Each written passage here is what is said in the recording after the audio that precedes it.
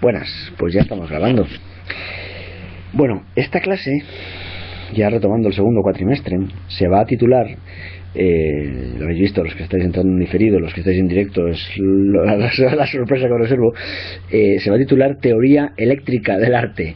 Electrical Theory of Art, una teoría eléctrica del arte, y enseguida entenderéis por qué es una teoría eléctrica del arte. Bueno, para los que no nos conocemos tanto, debéis saber que yo soy un filósofo un tanto peculiar, que no soy solo filósofo, que soy también electricista, porque cuando acabé de estudiar filosofía, pues evidentemente estaba metido en movidas de insumisión y así, me condenaron, lo habitual, y no podía currar de profe, entonces pues algo había que hacer, ¿no? Y entonces me apunté a una escuela para fracasados escolares, una escuela taller, y aprendí junto con otra serie de muchachos y muchachas electricidad, y me saqué el carnet, casi me lo saqué, tenía todos los puntos para yo, el carnet de instalador electricista.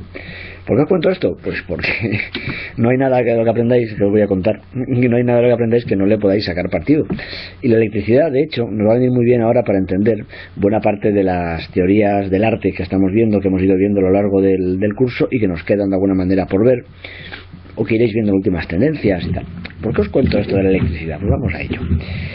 Se me hace que buena parte de las discusiones que en parte hemos tenido en los foros y que en parte iréis viendo en los libros, sobre todo en los norteamericanos, que son muy malos electricistas, en los libros norteamericanos que hay sobre teoría del arte, buena parte de las discusiones es como si juntásemos a una serie de aficionados o de diletantes más o menos bien intencionados, usuarios de la electricidad en cualquier caso, y les preguntáramos, en vez de qué es el arte, qué es la electricidad.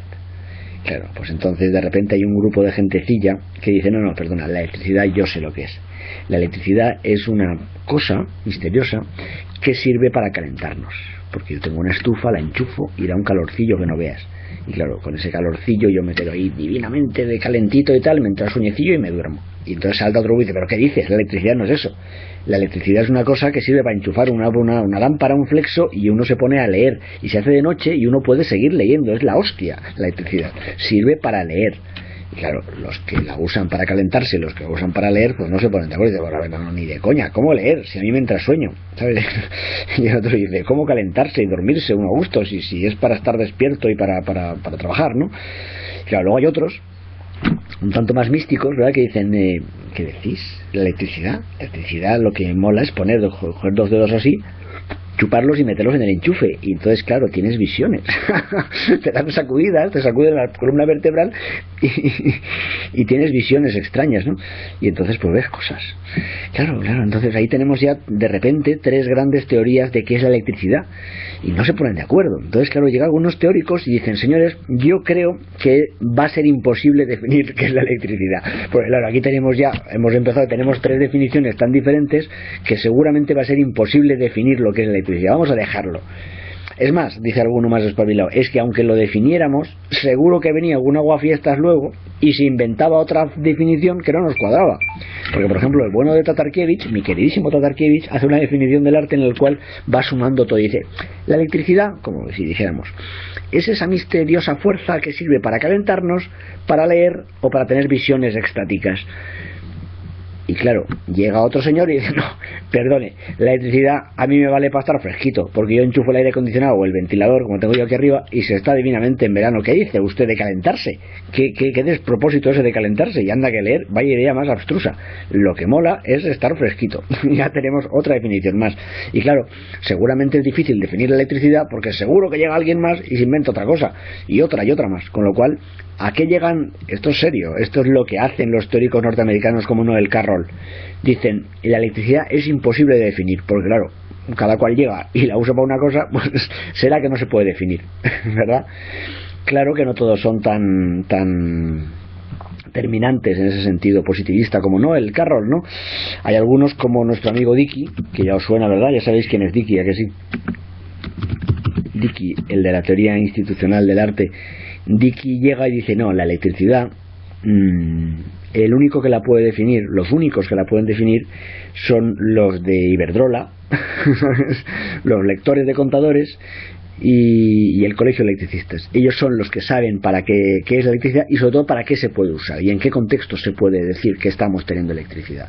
Los demás no, los demás pues tenemos que atenernos a su criterio, ¿verdad?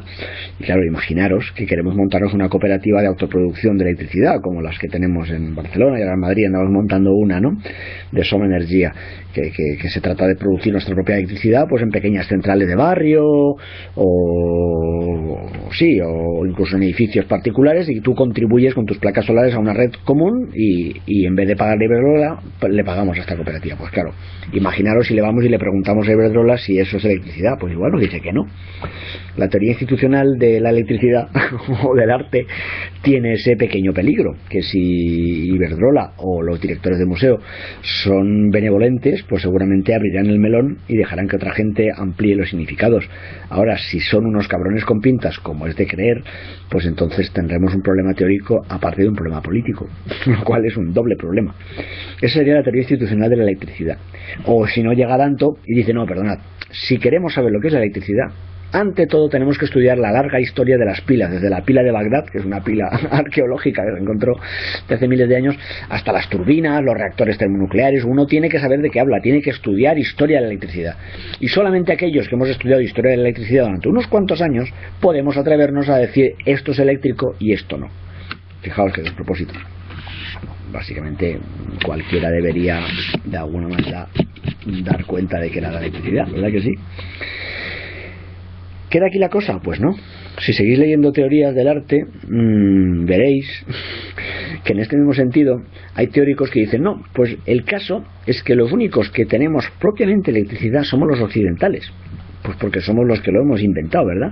Dice, y los pueblos no europeos, no norteamericanos, los pueblos de otras culturas, pues en el mejor de los casos tienen un concepto occidental de la electricidad, que es como decir, como lo tienen de prestado. En puridad no deberían poder usar la electricidad, porque claro, sabe Dios que usarán ellos, ¿sabes?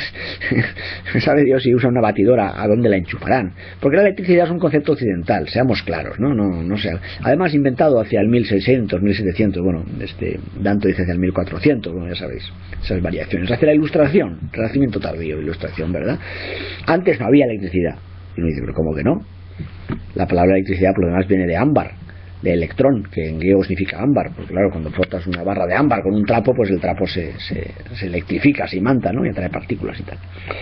En fin. Pues ahí tenéis una hermosa parábola sacada de mi larga experiencia como electricista, en la cual se dejan ver varios o muchos de los problemas que a día de hoy, serios problemas que tiene la teoría del arte. ¿Y cuál es la solución?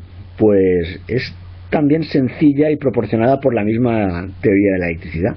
Si tú le preguntas realmente a alguien que se ponga a investigar sobre la electricidad, te dirá que la electricidad, como el arte, es una relación. ¿A que sí? La electricidad es una relación entre dos polos, el positivo y el negativo, o entre varios polos, porque luego resulta que tenemos la trifásica, ¿verdad?, donde hay tres fases y un neutro y tal. En cualquier caso es la puesta en relación. Si no hay relación, si no se tocan los polos, no hay carga, no hay corriente. Claro, tiene que haber una relación, dos o cuatro polos, los que sean, ¿verdad?, que se pongan en relación a través de un medio, iba a decir de un medio homogéneo. Un medio homogéneo sería el flexo que me ilumina, la estufa que calienta a los que calientan o el ventilador que refresca a los que refresca. Es un medio homogéneo porque es todo un conjunto específico con un funcionamiento acotado, determinado, ¿verdad?, que da cuenta de esa determinada relación de un modo específico. Es decir, es un modo de relación. El arte, igual que la electricidad, es una relación, pero es una relación que siempre se da de un determinado modo. Si tú ajes un polo y otro polo así, ¡pam!, salta una chispa y no hay mucho modo de relación, hay un cortocircuito. Vaya, es un modo de relación, pero poco sostenible. Siempre se da a través de un modo de relación. ¿Para Kant es el espacio común en el que se dan las reivindicaciones, el arte y la electricidad? Pues seguramente. De hecho Kant, y me alegro que lo menciones, Kant hablaba de lo estético en relación al libre juego de las facultades, y ahí nos vamos metiendo en harina. ¿Por qué? Si me dejáis ir por pasos. Porque decimos que la electricidad, como el arte, es una relación, pero no es una relación de cualquier cosa. Tú pones una berenjena con un pimiento y les pones así a tocarse los morrillos y no saltan chispas. Esa no es una relación eléctrica, ¿verdad que no? Hace falta que sea un polo cargado negativamente, un polo positivamente, o varios polos, en fin, y que entre en relación además a través de un medio homogéneo que ofrezca el tipo de resistencia susceptible de dar cuenta de esa relación. O sea que arte y electricidad son relaciones, son modos de relación específicos. No cualquier relación, evidentemente, sino determinadas relaciones en determinadas modulaciones de las mismas. En el caso del arte, para ir dejando la electricidad un poco al margen, en el caso del arte, a mí me parece que es muy claro. Y os explicaré, vamos, de hecho podemos investigarlo, está bien que tengáis Tatarkiewicz ahí colgadillo y tal para que le deis una ojeada después de esta clase, o otra ojeada después de esta clase. Pero veréis que tanto Platón como Plótino, como por ejemplo Hegel es muy interesante en esto. ¿Por qué? Porque Hegel decía que el arte era la, voy a ponerlo, apariencia sensible de la idea. Típica frase de filósofo tostón, la apariencia sensible de la idea. Pues bien, ahí ya tenemos una relación, precisamente.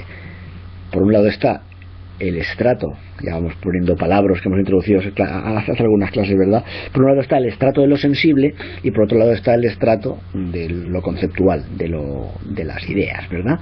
Entonces, el arte no es meramente el que una idea se nos ocurra cataclonch o que aparezca en nuestra cabeza, no, porque eso sería pues pensamiento, ¿verdad? Y aparte ahí no hay mucha relación, parece la idea y trasca no.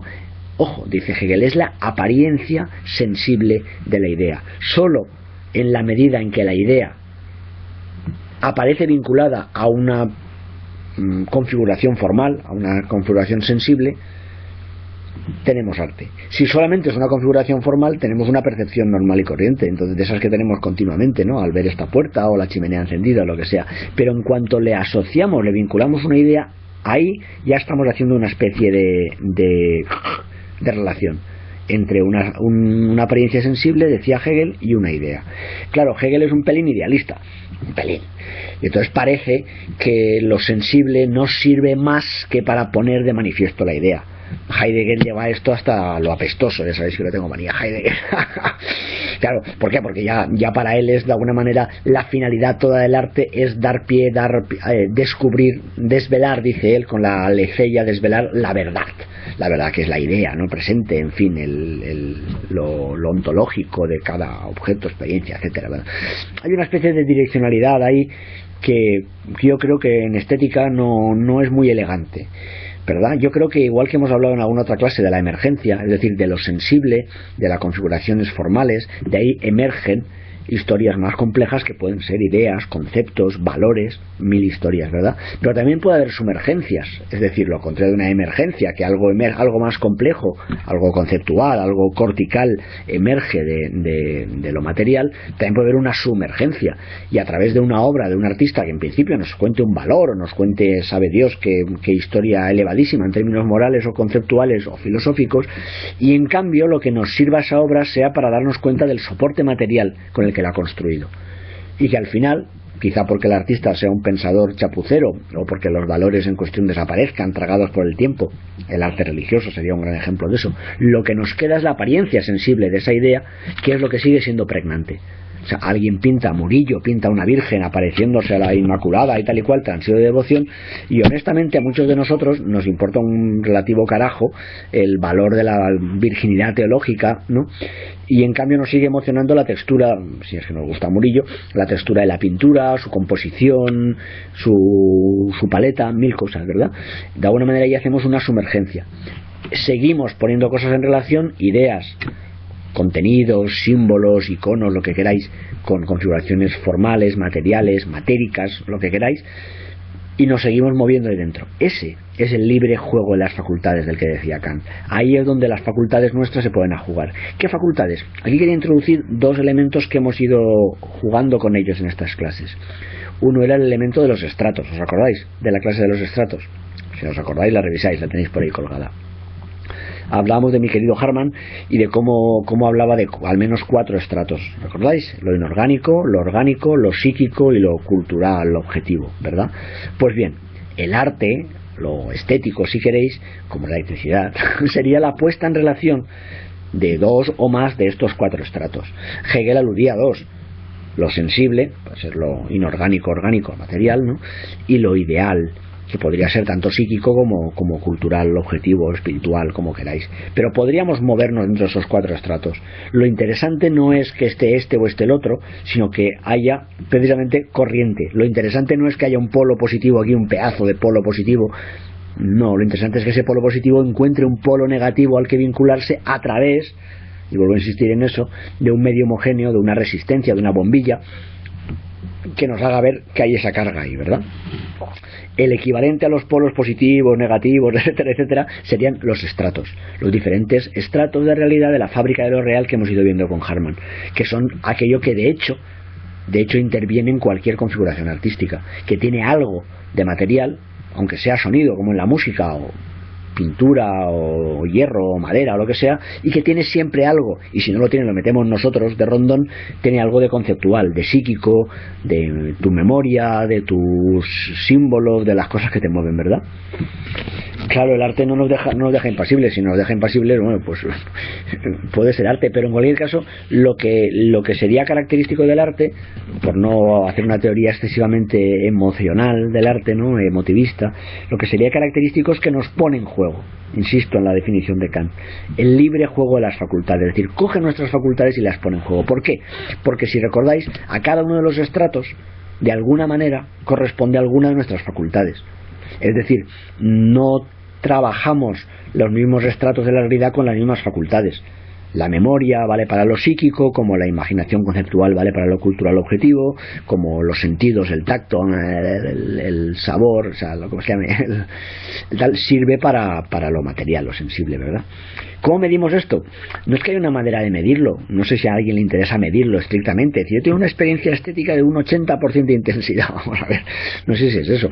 Lo que sí que podemos hacer de un modo más o menos honesto es saber si nos ha puesto en juego, ¿no? Ojo, no todas las bombillas nos sirven ni las queremos. Hay bombillas color melocotón, un pastel, que son un horror y no la queremos, y en cambio hay gente que le interesa, no le encantan, ¿no?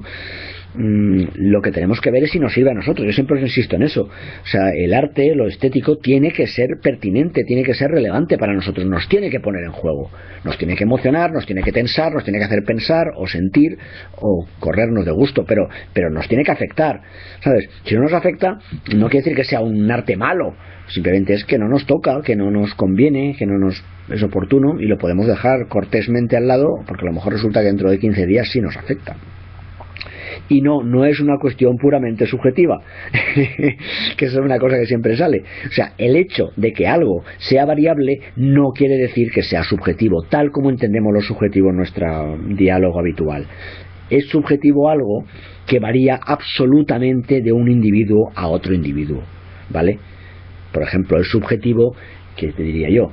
Pues es que no sé si me ocurre nada subjetivo, pero vamos, digo que no es subjetivo porque al fin y al cabo, que a ti te sirva una bombilla o te sirva una resistencia de las que hacen calorcillo, tiene que ver con el tipo de animalillo, con el tipo de personilla que tú eres, con el tipo de ethos, de ingenio que tienes, ¿verdad? Con qué cosas te acoplas. Y en eso no estás solo, compañero, es que no sé quién eres, con esos nombres que os salen, de Comajunk 1 de Comajunk 1, no estamos solos en la galaxia, compañera, no estamos solas, estamos acompañados, estamos acompañados por un montón de cuerpecillos que de alguna manera están hechos de un modo muy parecido a nosotros y que se sienten afectados y afectadas por lo mismo que nos afecta a nosotros o por cosas semejantes. De hecho, el arte es ese momento, ese ámbito en el cual fundamentalmente nos encontramos. Cuando coincidimos con alguien al que le gustan, vive Dios, las mismas cosas que a nosotros, flipamos. ¡Oh, que te gusta Rocío Jurado!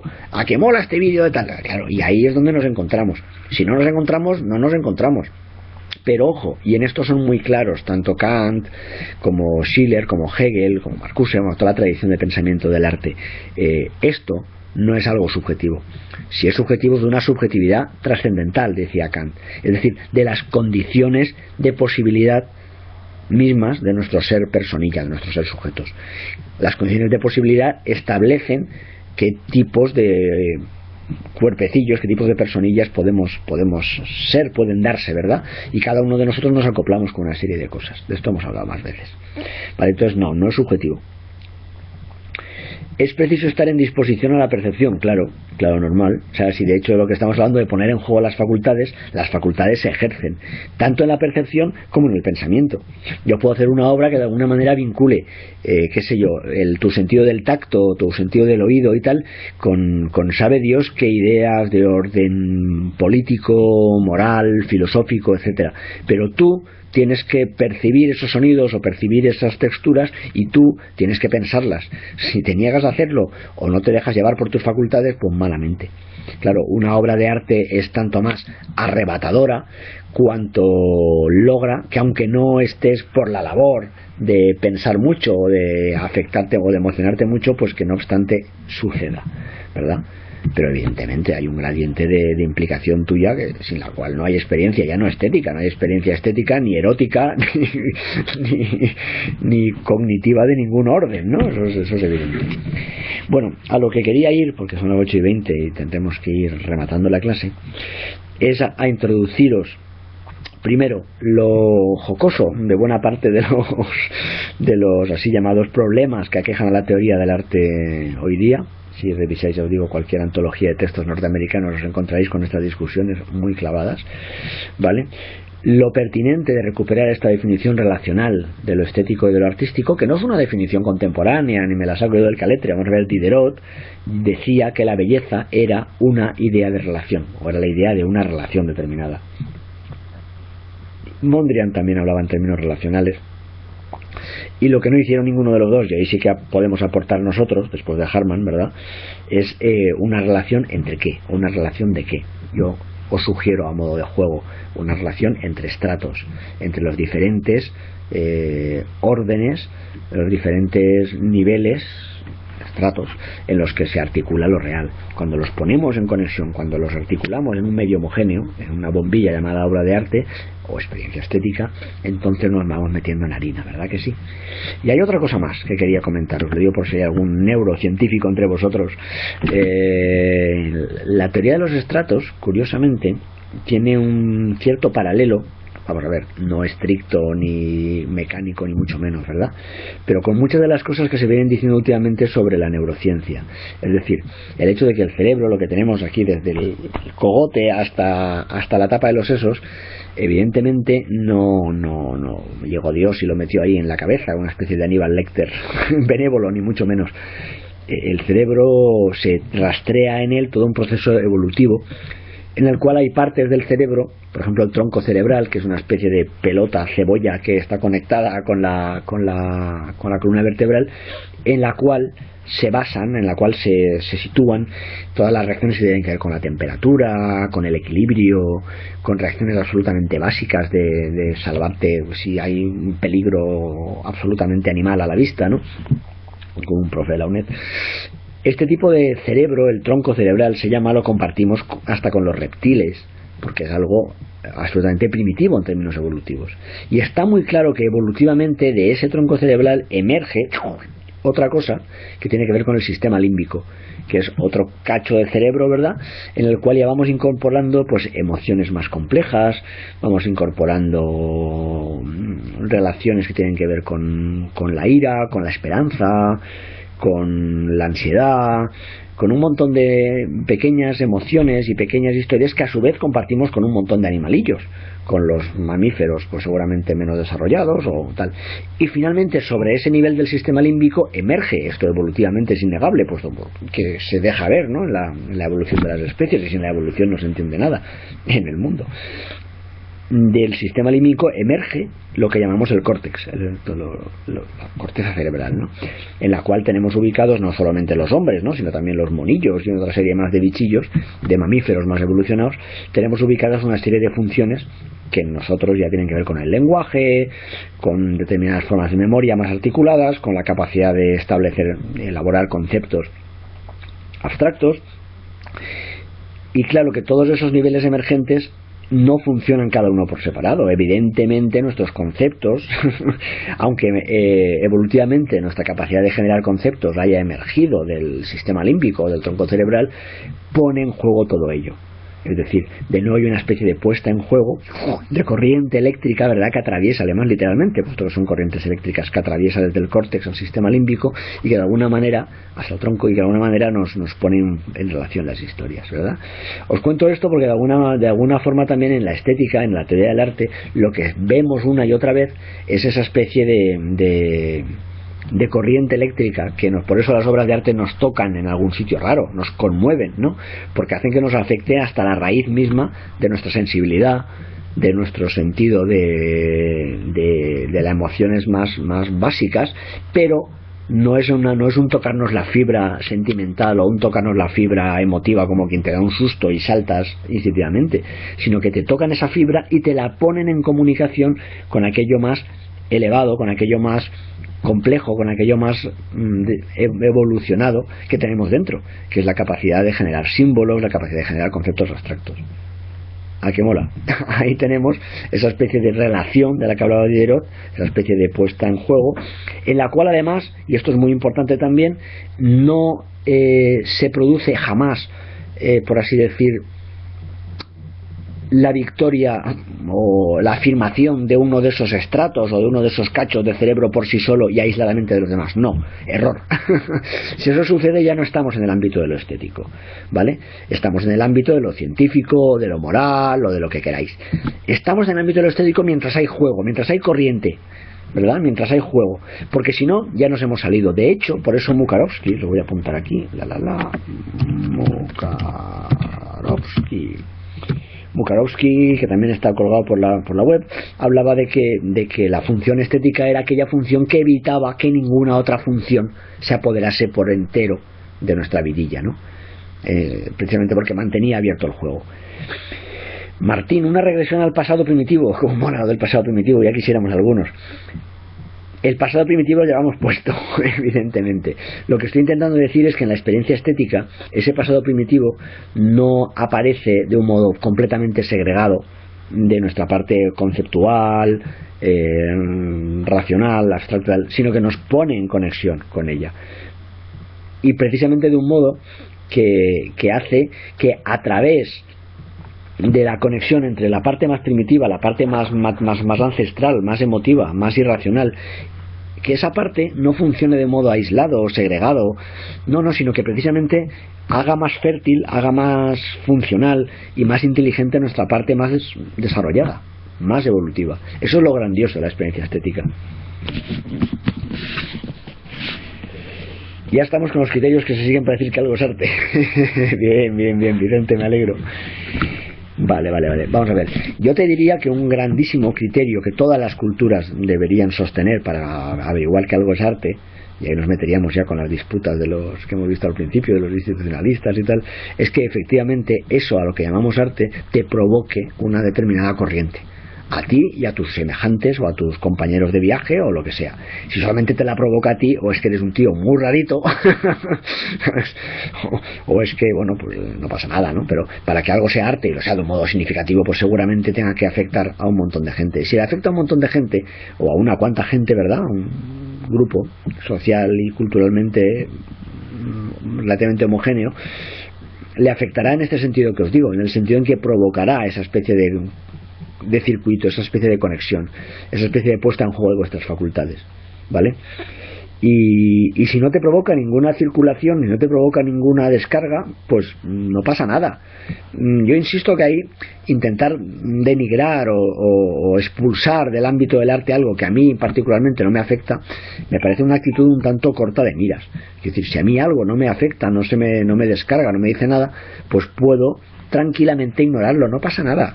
Es más, hay muchísimas obras de arte sin duda reconocidas como tales. Yo pienso en la pintura del Renacimiento, del Barroco. A mí particularmente no me interesa, está feo que yo diga esto, pero a mí no me interesa gran cosa la pintura del Renacimiento, no me pone.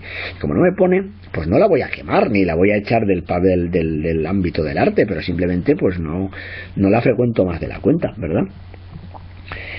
¿Hay algo de teoría institucional en esto, Mañas? No, en absoluto. Yo creo que no.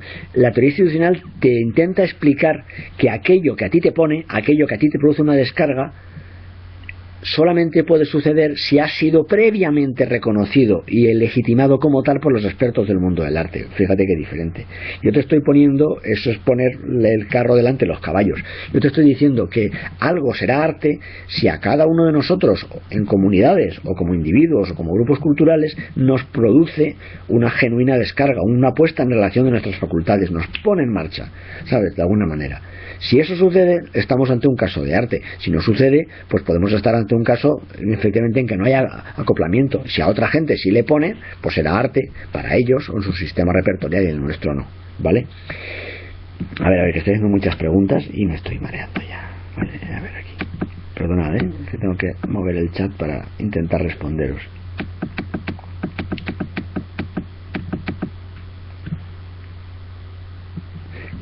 Claro, Mañas, ahí sí, perdona, no te había leído la tercera intervención. Entender una institución como un grupo de interés es entenderla, si quieres, como una comunidad de gusto, en el sentido ilustrado. O sea, nosotros nos juntamos, como hacían los ilustrados, las ilustradas, ¿verdad? Y definimos una comunidad de intereses, de cosas que nos apasionan, y entonces nos interesa pues la música de cámara, y entonces pues nos emocionamos con ella y vamos poco a poco compartiendo piezas. Pues fíjate que he encontrado, pues fíjate esta, pues escucha Schubert, pues escucha Haydn, y nos gusta y nos pone y nos emociona juntamente y podemos comentarlo. Ahí tenemos una comunidad de interés, claro, pero eso es muy diferente de la teoría institucional, ojito. La teoría institucional es muy explícita en la cuestión de poder, en la cuestión jerárquica, de que hay unas personas cualificadas, unas instituciones cualificadas para decir que algo es arte, y aunque ese algo que ellos dicen que es arte nos ponga o no nos ponga, nos descargue o no nos descargue, da completamente igual. En mi planteamiento es algo diferente, yo creo, ¿verdad? Que la corriente sea desvinculada de lo útil y lo bueno, yo creo que esto es una loureiro, esto es una buena manera de explicarlo, el tema del desinterés o de la desvinculación de lo útil y lo bueno. Por así decir, lo bueno o lo útil tiene una pertinencia en una determinada esfera, en un determinado estrato, ¿verdad? Es decir, un martillo es útil para clavar un clavo y ya está. Yo quiero un buen martillo, no quiero puedo querer un martillo hermoso, pero si quiero un buen martillo me sirve para esto. Cuando algo me sirve para una cosa, cuando algo es relevante en un determinado estrato, una determinada esfera, pues está muy bien, es relevante para esa determinada esfera, pero no está poniendo en juego facultades, no está conectando unas cosas con otras.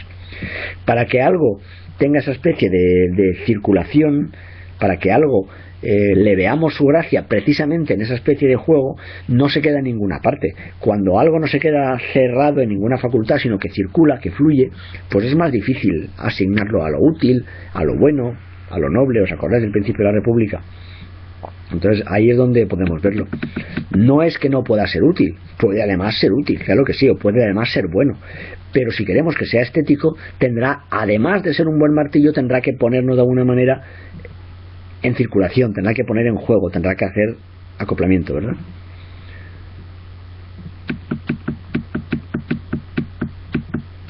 Democratización, lo que propone del juicio artístico, eso siempre. Es decir, yo creo que la labor del pensamiento como tal, de la filosofía, pero también de la teoría del arte y de cualquier ciencia, yo creo que es una labor democratizadora, porque al fin y al cabo somos lo contrario. Perdone si hay algún sacerdote entre la audiencia, somos lo contrario del pensamiento teológico, ¿no? Que es un pensamiento esotérico que tiende a ocultar los misterios, ¿no? Las religiones tienen misterios que son para los iniciados. En la filosofía, en la ciencia y tal, nos esforzamos por explicar las cosas, y explicar las cosas, intentar hacerlas accesibles, es un mecanismo básico de democratización. Si todos entendemos cómo funciona esto, pues todos podemos tomar decisiones al respecto, y todos podemos ser más dueños de nuestras propias vidas, que es de lo que se trata, digo yo, al fin y al cabo, el rato que estemos aquí abajo. Claro, entonces es una democratización naturaca, es una democratización que además pretende precisamente clarificar los elementos de discusión tan absurdos como lo de la gente esta que diría que es imposible definir la electricidad porque le damos usos diferentes. Vamos a ver, es muy posible definir la electricidad y definir el arte de un modo tentativo si somos suficientemente claros e inteligentes al respecto. Las clases en MP3, esa es una gran pregunta, ahora te la contesto, Dolores. Es que son 34 ya, me tengo que ir ya. Sí, las clases en MP3, para quien está escuchando esto, están en el foro de Historia del Arte. porque tenemos un compañero, Francisco, que las convierte pacientemente, y lo que no he descubierto yo es la manera de un modo eficiente exportar ese hilo a los demás foros. A ver si lo consigo, ¿vale? Y si no, si alguien lo descubre, pues ya tiene una matrícula de honor garantizada. Vale, hay un hilo en el foro de Historia del Arte que abre siempre Francisco Espinosa de los Monteros, en el cual está la clase convertida a MP3. Si no, intentamos hacer un Dropbox común, como queráis. A ver si alguien lo podéis hacer, me quitáis un peso encima, porque yo lo he intentado y es un poco follón para mi torpe alcances. Bueno, vamos a dejarlo aquí, camaradas. Vale, las neuronas, me parece muy bien. Podemos hacer otra. Es que he sido muy rápido en ese aspecto y merece mucho hablar de ello. Merece mucho la pena. Voy a ver si subo alguna cosilla de neurociencia al ALF, aunque sea así de divulgación o lo que sea, pues nos encontrar, ¿verdad? Y nos damos un tiempo, y la semana que viene hablamos de cachos de cerebro, ¿vale? Bueno, pues os dejo, que tengo a los niños un poco pachuchillos y tengo que hacer la cena todavía. Que fluya, camaradas. Buenas noches.